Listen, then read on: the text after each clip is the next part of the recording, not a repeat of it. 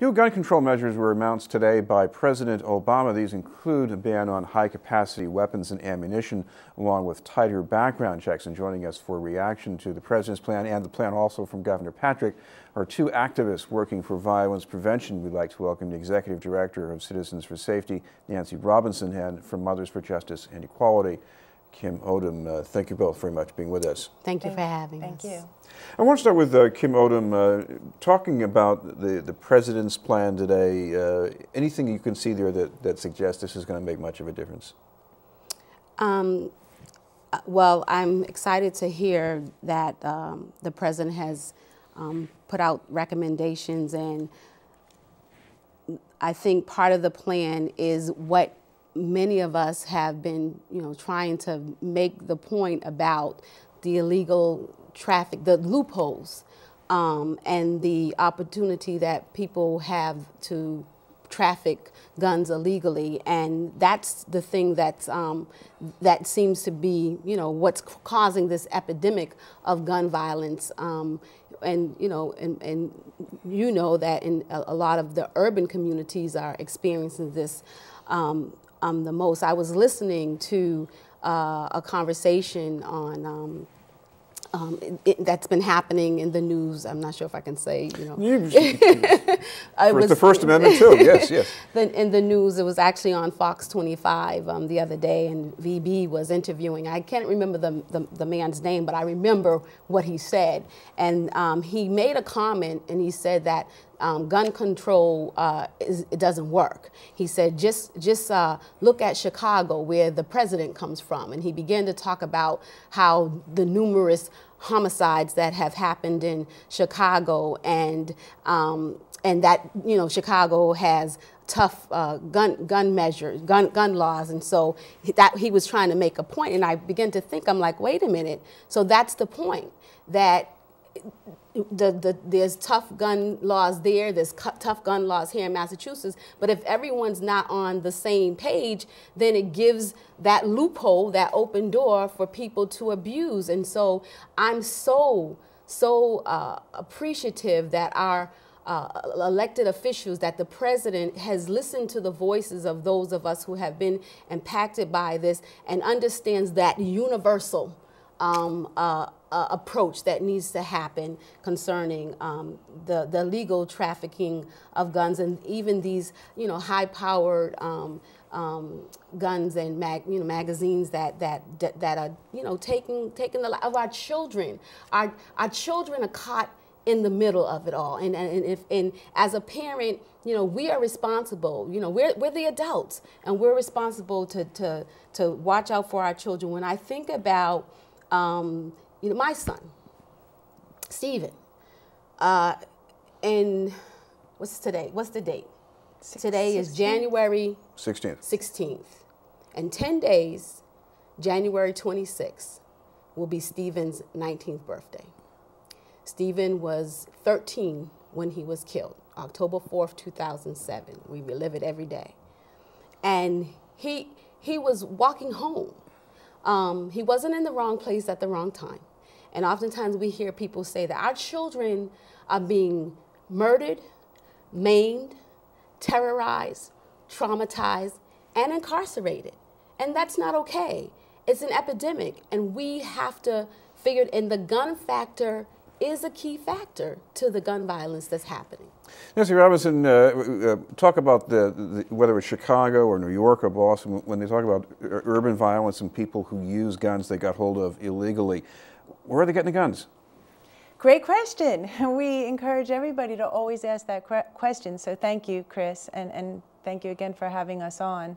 I'm always so moved by Kim's passion and her eloquence. There are actually multiple sources. The three common ones we focus on are loopholes in the background check system that Kim referred to.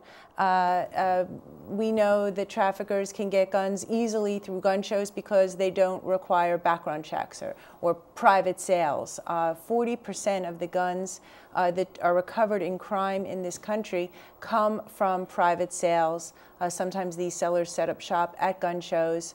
and a universal or comprehensive background check system will close up that loophole and prevent those guns from falling into the wrong hands. Another common source are crooked gun dealers. Most gun dealers who are licensed in this country are absolutely law-abiding and don't have a lot of crime guns traced back to them. There's about 2,000 nationwide, just 2,000 either negligent or outright crooked gun dealers who have the majority of crime guns traced back to them. So we need stricter accountability for those sort of bad apple. Explain the tracing importance here, because let's say I buy a gun legally, but I decide later to sell it to somebody else. There's no background check involved, but I don't know if this person's a criminal, so what's wrong with that? And then, lo and behold, a week later, they're using it in a crime. Right, right. I'm glad you referenced that. That is actually the third most common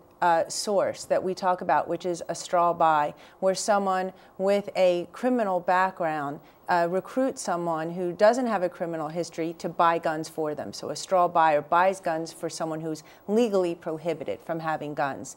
You may remember the shooting by the ex-con in upstate New York just around Christmas, just after Newtown, I believe, and he lured firemen to his home. Well, if we ask that all-important question, where did the gun come from? Turns out that it was a female straw buyer. He had recruited a young female neighbor. He had set her up, probably paid her to buy guns for him, and that's how he became armed.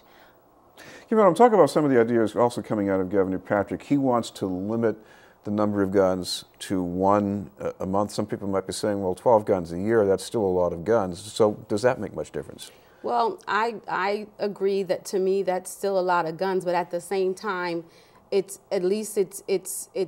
making it harder. It's making it harder for the person to abuse the system. And I think that's the key thing. We want to make it harder, not make it easy. We don't want to leave the door open. We do it when with travel, you know, with the after 9/11. You know, now when we travel, we have to go through a great amount of measure for our safety, right? So if we know that's what it, if we understand that it takes that to protect us from, you know, terrorists or where, then why is this such a controversy when it comes to our children? Because the children ultimately, they are the most vulnerable citizens that are being impacted by the violence that is happening. And I think that's the thing that we need to, you know, keep before us for the sake of our children. You know,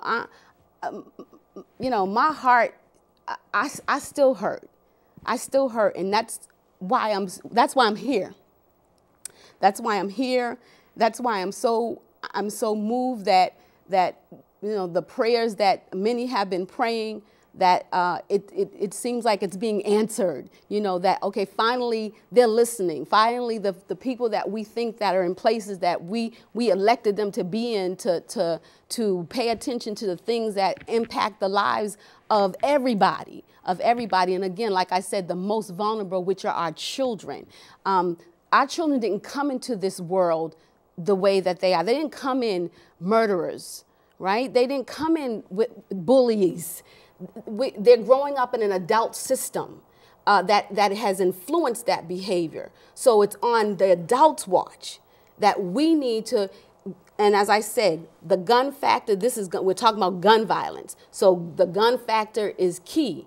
But we also understand that there are other factors in place too, that we have to teach our young people how to, you know, be kind. And we need to have that conflict resolution type curriculum in our schools. And there's so many other measures that, yes, we need to do.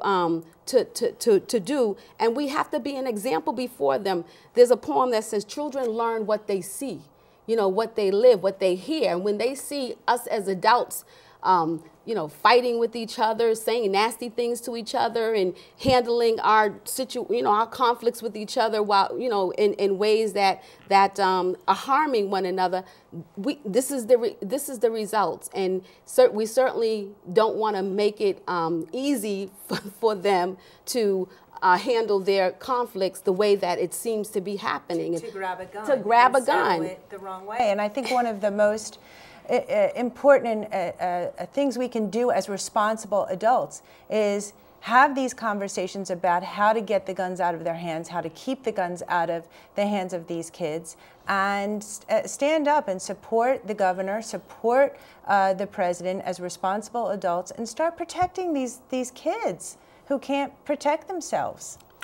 Kim, one other thing that we've been hearing about, maybe more from the NRA than others, but it certainly applies to Newtown, is what we need in the schools. Now, in Boston, there have been guns in schools, maybe not brought in there for the purpose of a mass shooting, but a mass shooting, that could happen anywhere as well. Do we need more, I guess, weaponry in the hands of school staffers, maybe, for kids to protect them?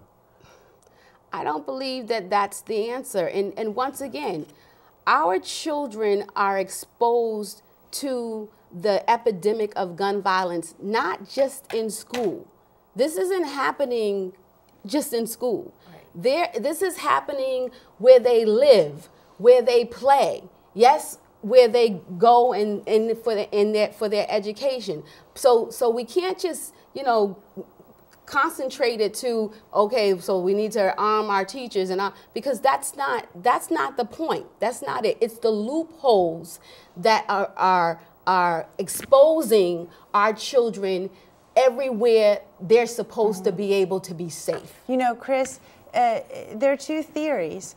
We can become a police state and arm everyone, or we can disarm the criminals and disarm the traffickers and disarm the young kids growing up. And I would much rather live in a country that focused on disarming the people who we all agree shouldn't have guns in the first place. Thank you both very much, Nancy Robinson and Kim Odom. Thank you, Chris.